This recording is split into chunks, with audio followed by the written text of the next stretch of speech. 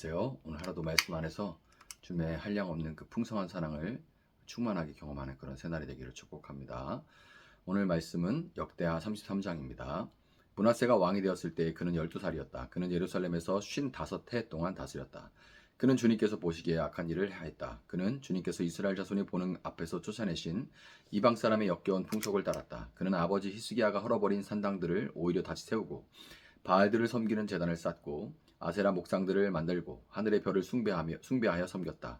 또 그는 주님께서 일찍이 내가 예루살렘 안에 내 이름을 길이길이 두겠다 하고 말씀하신 주님의 성전 안에도 이방신을 섬기는 제단을 만들었다. 주님의 성전 안팎 두 뜰에도 하늘의 별을 섬기는 제단들을 만들어 세우고 아들들을 흰놈의 아들 골짜기에서 번제물로 살라 바쳤으며 점쟁이를 불러 점을 치게 하고 마술사를 시켜 마법을 부리게 하고 악령과 귀신들을 불러내어 묻곤 하였다. 이렇게 하여 그는 주님께서 보시기에 악한 일을 많이 하여 주님께서 진노하시게 하였다. 그는 또 자기가 만든 아로새긴 목상을 하나님의 성전 안에 가져다 놓았다. 일찍이 하나님이 다윗과 그의 아들 솔로몬에게 이 성전을 두고 말씀하실 때에 내가 이스라엘의 모든 지파 가운데서 선택한 이 성전과 예루살렘 안에 영원히 내 이름을 두겠다. 이스라엘 백성이 내가 명한 말 곧 모세를 시켜 전한 율법과 율례와 규례를 지켜 그대로 하면 내가 그들을 그들의 조상에게 준 이 땅에서 결코 쫓아내지 아니하겠다 하셨다. 그런데 므낫세는 유다 백성과 예루살렘 주민을 꾀어서 악행을 저지르게 한 것이다. 그들이 저지른 악은 본래 이 땅에 살다가 이스라엘 자손이 보는 앞에서 주님께 멸망당한 그 여러 민족이 저지른 악보다 더욱 흉악하였다. 주님께서 므낫세와 그의 백성에게 말씀하셨으나 그들이 듣지 않았으므로 아시리아의 왕이 군대 지휘관들을 시켜 유다를 치게 하시니 그들이 므낫세를 사로잡아 쇠사슬로 묶어 바빌론으로 끌어갔다. 므낫세는 고통을 당하여 주 하나님께 간구하였다. 그는 조상의 하나님 앞에서 아주 겸손해졌다. 그가 주님께 기도하니 주님께서 그 기도를 받으시고 그 간구하는 것을 들어주셔서 그를 예루살렘으로 돌아오게 하시고 다시 왕이 되어 다스리게 하셨다. 그제서야 므낫세는 주님만이 하나님이시라는 것을 깨달았다. 이런 일이 있은 뒤에 므낫세는 다윗성 박 기온샘 서쪽 골짜기 한 지점에서 물고기 문에 이르기까지 외곽성을 쌓아 오벨을 감싸고 그 성벽 높이를 한껏 올려 쌓았다. 그는 또 유다의 요새화된 성읍에 군대 지휘관들을 배치하였다.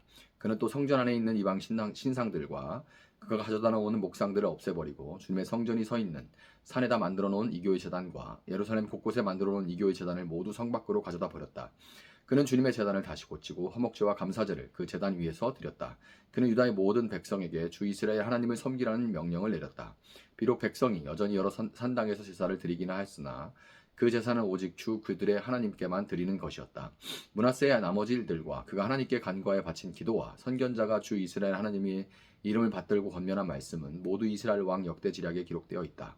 그가 기도를 드린 것과 하나님이 그 기도를 받으신 것과 그가 지은 모든 죄와 허물과 그가 겸손해지기 전에 산당을 세운 여러 장소와 아세라 목상과 우상을 세워둔 여러 곳들이 모두 호세의 역사책에 기록되어 있다.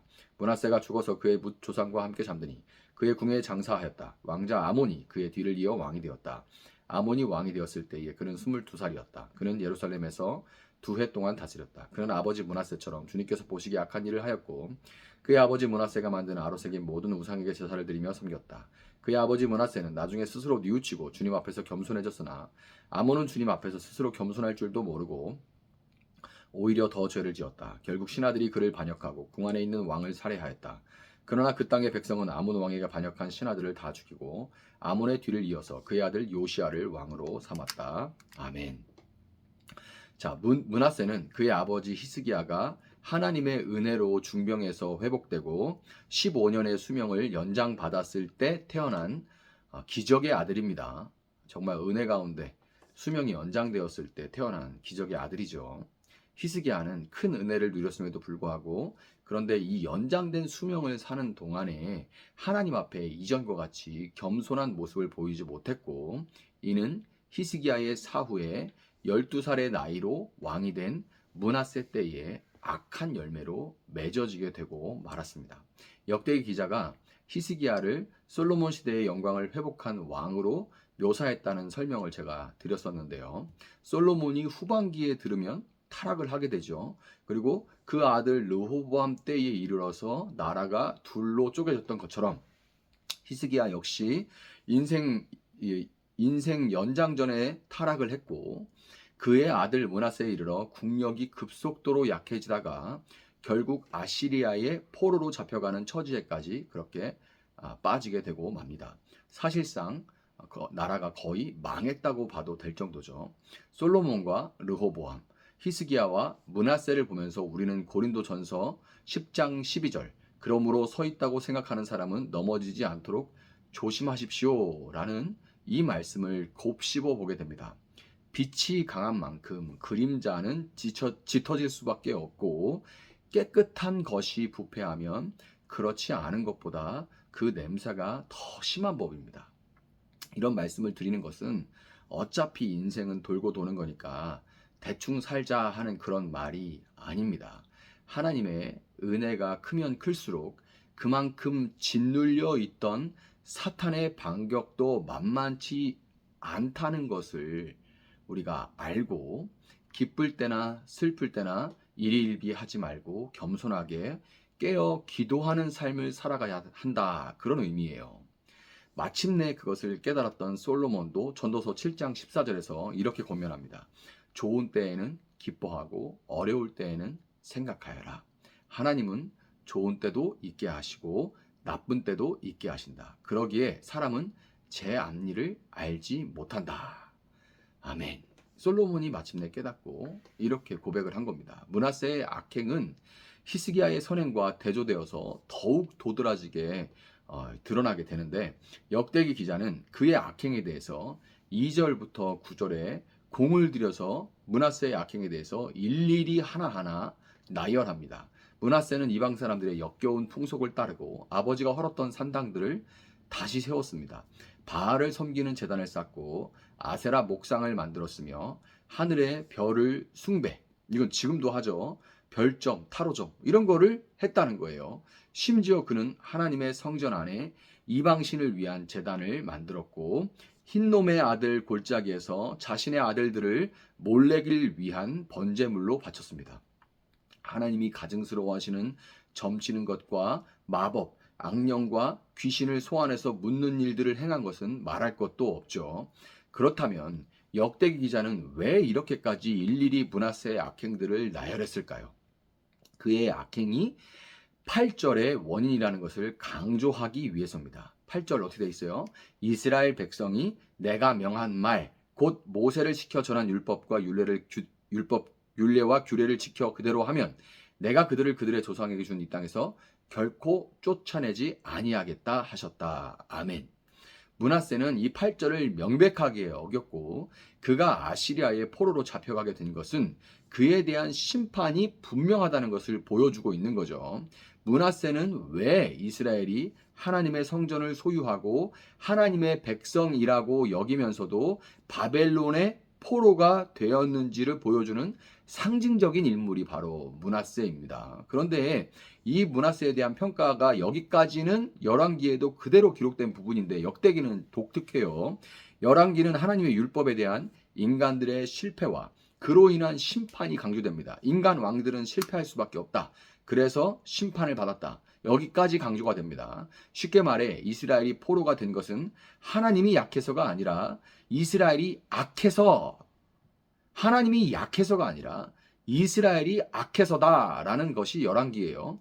그런데 역대기는 동일한 인물인 이 므낫세에 대해서 다른 평가가 내려집니다. 므낫세가 심판의 원인인 것은 동일하지만 회개했을 때 그는 다시 예루살렘으로 돌아왔고 왕으로 회복되어서 다스릴 수가 있었습니다.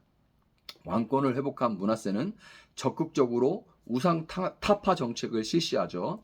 사실상 자기가 저질렀고 백성들을 그 우상 숭배에 끌어들였으니 이 하나님과 사람 앞에 정말 엄청나게 부끄러웠겠죠. 그럼에도 불구하고 체면이고 뭐고 그는 철저하게 하나님과 사람들 앞에서 회개하는 그런 모습을 보였던 거예요. 그리고 므낫세는 파손된 성벽을 중수하는데요. 회개와 함께 하나님이 왕으로 세우신 그에게 주신 사명, 의롭고 평화로운 국가를 건설하고 지키는 것, 즉 하나님이 다스리시는 하나님의 나라를 세우는 사명을 감당했던 것입니다. 성경은 회복된 삶, 새로운 삶을 살아가기 위해 므낫세가 무엇보다 기도에 힘썼음을 강조합니다. 한번 아주 깊게 넘어졌던 그는 선줄로 여길 때 다시는 넘어지지 않기 위해 하나님을 더욱 깊이 강하게 의지하게 됐던 겁니다. 역대기 기자는 므낫세를 심판의 상징에서 바벨론 포로에서 돌아온 이스라엘을 위한 회복의 상징으로 발전시켜요. 심판의 상징에서 머무는 것이 아니라 돌아온 이스라엘을 위한 회복의 상징으로 발전시키면서 포로 귀환 공동체의 소망과 함께 소명을 일깨우고자 했던 겁니다. 우리는 매를 맞아야 비로소 깨닫는, 아니 사실 그나마도 맞으면서도 깨닫지 못할 때가 참 많죠. 므낫세와 같이 이스라엘과 같이 참 어리석은 그런 존재가 바로 우리입니다. 맞아야 깨닫는, 그나마도 잘 못 깨닫는 참 어리석은 그런 존재들이죠. 그럼에도 불구하고 심판의 상징에서 회복의 상징이 된 므낫세와 같이 회복하시는 하나님의 은혜를 사모하며 이 새날도 왕같은 제사장으로 여러분을 보내신 그 터전들에서 하나님의 뜻을 발견하고 순종하며 그분의 나라를 살아내는 여러분들이 될 수 있기를 예수님의 이름으로 축복합니다. 잠시 기도하겠습니다. 사랑하시는 주님 감사합니다. 오늘도 저희들에게 귀한 하나님의 말씀을 주시고 붙들고 또한 기도할 수 있게 하시니 참으로 감사합니다. 주님, 므낫세는 참 악을 많이 꾀했습니다. 그 아버지 히스기야와 다르게 그런 삶을 살아갔습니다. 우리는 늘 이들의 삶을 보며 선줄로 여길 때 넘어질까 두려워하는, 조심하는, 근신하는 마음을 갖는 것을 배우게 됩니다. 주님, 그 어떤 사람도 역사상 좋을 때, 평안할 때 방심하고 교만해져서 넘어지는 것을 준비한 사람이 없었음을 우리가 압니다. 늘 좀 괜찮으면 교만해지고 늘 좀 괜찮으면 나의 이득만을 꾀하고 하나님을 생각하지 않는 그런 모습들을 우리가 봅니다. 수많은 지도자들이, 영적인 지도자들이 그것으로 넘어졌고, 주님, 우리 역시 손가락질하기에 앞서 우리의 삶을 돌아봅니다. 주님, 우리의 연약함을 고백하오니 주님, 우리가 넘어졌다면, 또 넘어져 봤다면 선줄로 여길 때 다시는 넘어지지 아니하게 하시고, 주님, 또 넘어졌다면 주님 다시 일으키시는 회복의 주님을 바라보며 일어서 다시는 넘어지지 아니하도록 주님과 깨어있게 주님 도와주시기를 원하고, 또한 우리를 세우셔서 하나님의 나라를 이루어 가시고자 하나님의 뜻대로 우리 보내신 그 땅에서 참으로 주님만 의지하며 주님이 계셔야만 의미가 되는 그런 삶을 살아갈 수 있는 저희들 될 수 있도록 주님 도와주시기 원합니다.